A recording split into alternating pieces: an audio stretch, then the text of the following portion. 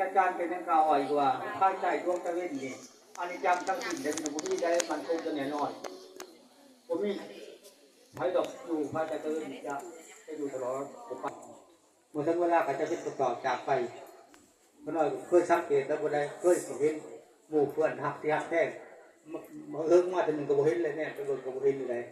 อันนี้มันคนตายกำลังรอดผ่านพวกเขาอยู่แต่ถูกพอเขาทุกคนในโลกนี้เขากำลังมุ่งหน้าไปสู่คนตายแต่บ่ฮู้ว่ามื้อใดสิว่าถึงเฮา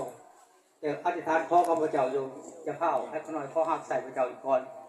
เขาหน่อยบ่ทันจะไปก็ดีแต่ขอบคุณพระเจ้าน้องพระเจ้าทำให้มีชีวิตอยู่ท่านพี่น้องพวกเฮามีบ่อยู่แล้วเพื่อทำความเชื่อเฮาสร้างเสริมโลกีนี่ถ้าบ่มีความเชื่อเฮาบ่ฮู้เด้อบ่อยู่เฮาสิอยู่ไส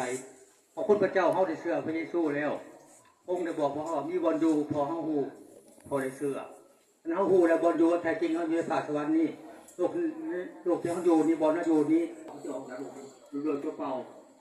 เมื่อเขาออกจากโลกไปเขาจะถิ่นเบิดทุกอย่างเขาไปเอายังกับพนันมีเงินหลายล้านหลายแสนกับเขาถิ่นเบิดเขาติดไปเรือตัวเปล่าอันนี้ครับพี่ผมจับเป็นคนจริงในตัวเขาจะหูจับที่เจ้าเอาลอกไว้เพราะว่าผู้สัญญาไว้แล้วเขาไปจัดแจงก่อนจะทำอะไรเขาจัดแจงก่อนแล้วรับอาหารสดได้ผู้อยู่คนใดเขาจะอยู่ที่นั่นอเมริกาอันนี้เขาจะมีความหวังเลยว่า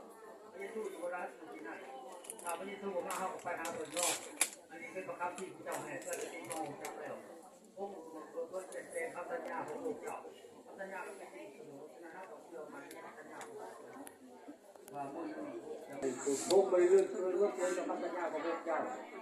เขาคือสิ่งพาพวกคิดกับพี่น้องใหญ่น้องพระเจ้าทางโลกจักวัน6 วันทางโลกก็ต้องถึงในโลกแค่6 วัน